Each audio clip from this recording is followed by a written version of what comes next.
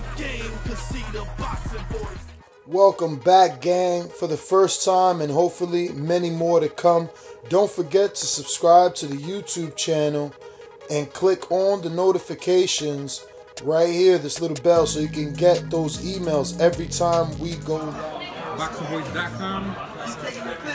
How you feel today, champ? I'm good, bro. Just got that victory, so Absolutely. Now, what you think about that Lara and Hurd fight? Break that down for me. Lara and Hurd fight. We got two long, rangy fighters. Two tall, good fighters that both like to fight at a distance. But as far as picking a side, that's one of them throw-up 50-50 sides. Jarrett Hurd has showed that he can fight, he can box a little bit, and he got heart. He got the heart of a warrior, so he gonna come and give a valiant effort. But I do feel like Erislandy Lara, being a Cuban southpaw, I think he got some solid fundamentals behind him, and I think he can outbox. He has the ability to outbox anybody at 154. But as far as I can't really pick, because it's one of them 50-50 fights to where it could go either way. It depends on who can execute their style the best that night. If it's a fight, and it's dirty and ugly, I think Jarrett Hurd will win and pull it out. If it's a boxing match, I think Lara has a slight edge in the boxing as far as fundamentals. Do you think that Hurd has the skill set, or has the type of person that can make it a fight with Lara? Very few people make it a real fight with Lara. Yeah. Do you feel like Hurd can do that? And what makes you say so? Just from, I think he got under 20 fights, so we haven't seen him for a long time, but from what I've seen, he has some decent power, so that's always an equalizer. Whenever a guy has big power at a weight class, he's a big 154. So, Lara could be boxing him, and he could just get hit with a big shot, and it could be all she wrote. So you never know. I'm not going to write him out. Like I said, it would be 50-50. If I had to put my money on it, I would probably go Lara, just because the fundamentals. I love boxers, pure boxers, and that Cuban guy, he can box. But don't get me wrong, I would love to see her win. He's from the hometown, so I would love for him to win. But I'm speaking unbiased opinion, just boxing. It's not nothing personal. Is Lara the best 154-pound out there? Speak on his Cuban background, you speak on his style. He outclassed a lot of people. Do you feel like that he is the premier 154-pounder? I think that right now it still remains to be seen out of that triple header that we saw when we saw them fight. It's definitely out of someone on that card. So it's gonna be between the Charlo brother at 54 and Lara, I believe, probably the top guys.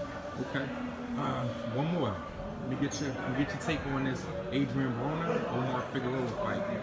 Oh man, can you break that down? I haven't seen too much of Figueroa, but I'm always rock with AB. I think he could pull it off, because he's another one of them guys who got the talent to beat anybody. It just depends on which version of him you're gonna see that day. So if he's on his A game, he's a smasher. Are you tired of hearing people say it all depends on what Broner shows up? That gets said a lot. The thing is, I was talking about this the other day. When is the last time the Broner showed up that you like? I think he shows it in glimpses every time, but the last time I was thoroughly impressed with Broner was when he fought, I think, Antonio DeMarco. Okay. That was when I was thoroughly impressed. I had won my first national tournament that day, and then came home, and he was on TV fighting, and he had just demolished dudes. So that was the last time I seen him pretty much offensively go crazy. You know what I'm saying? That's what I like to see. So you feel like if that Broner shows up, that it's going to be an easy fight with him? Figueroa throws a lot of punches, and people know that pressure and a lot of activity sometimes tips the scales when it comes to Broner. We've seen Maidana do it, we've seen Porter do it, we've seen a lot of people that got a lot of pressure. Omar Figueroa throws a lot of punches. Do you think that factors in at all? That's a double-edged sword, because a lot of times these guys punch themselves out when they throw all them punches. Like I watched a fight this past weekend where it was a guy, I think his name was Thomas Matisse, and he fought a guy named Ronaldo. I believe it was a Mexican kid, come forward pressure. He actually beat some good undefeated prospects before, so he's like a test type of opponent. He was beating the dude the whole time.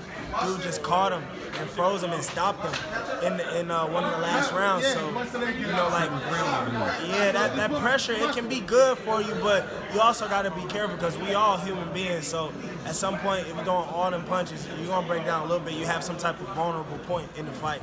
You're not just going to be able to just, you know, just balls to the wall the whole fight. You know what I mean? If you can do that, my credit to you, but this is boxing. At the end of the day, your chin is going to chip away. So you might get away with it with this fighter, you might get away with it with that fighter, and then it might not even be the biggest puncher that ends up clipping you because your chin's being chipped away and chipped away and chipped away. So that's how I feel about pressure fighters. I love fight pressure fighters because I'm a boxer. So bring pressure. Pressure fighters and chins chipping away, let's go right into Canelo versus Golovkin. We seen Golovkin take a lot of punches, and you know, some say that you know he looked a little older in that fight. And he's a pressure fighter. Do you feel like his chin is chipping away? And you think that affected him with the Canelo fight? I think once you're at the elite level, everybody's chin is chipping away. All these guys' chins are chipping away. The more you get hit, the more your chin is chipping away from sparring, from fighting, especially at the elite level, because it's not a boxer out here that just doesn't get hit. So all their chins are chipping away. That's why I can't wait until it's my time to come up in there and display my talents.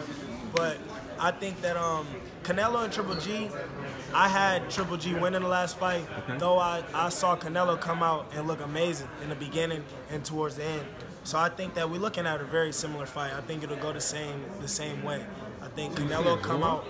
I think I feel like they're gonna give it to Canelo. I think they'll probably give it to him because you know he's Canelo. He's the young money cash cow. Yeah, he gonna probably have to knock him out or just at least dominate this time. He has to start faster if you want to beat Canelo, but that's not easy to do because when you're chasing around someone who can box and punch, you run into punches. So, you know, I think that's another one of them 50-50 fights that it's hard to pick a winner in that because they both so great at what they do. So it just depends on who can implement their style better. So what's next for you, champ?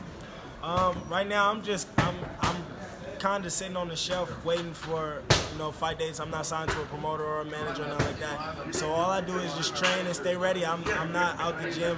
I'm always training. I'm always looking out for my brother. You know, I'm here. So it's like I just fought. He just fought. I just fought. That's my brother. So, you know, I'm only 21.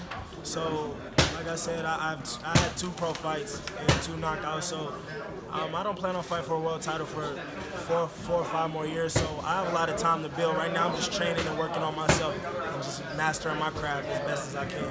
And when the opportunity presents itself, you best believe I'll be ready to shine. Your father has a huge name in boxing. Yes, sir. It's the go right there. A huge name. That's Rahman. Does that add any extra pressure when you step in that ring? Of course. It's definitely pressure, but great fighters respond good to pressure. I like the pressure. It's more so like, it's like a cheat code. Like, you know, he already did it and gave us the blueprint. So now it's just about going out there and doing it. God, alhamdulillah, God blessed us all with talent to fight. So now it's just about putting in the work and going out there and performing. That's all it is. I want to thank you for your time. Thank you for having me. ThaBoxingvoice.com. I'm Jay Goodman. Thanks for clicking. What is up, TBV family? Yes, YouTube has been cutting funding to their channels as of late, and with net neutrality going through its process, the internet is changing. If you want to keep your favorite channel intact, coming up with tons of content, and plus get hours and hours of extra content, head over to patreon.com/ThaBoxingVoice to become a member of the TBV family and help support the channel. Peace. The game, 'cause see the boxing voice.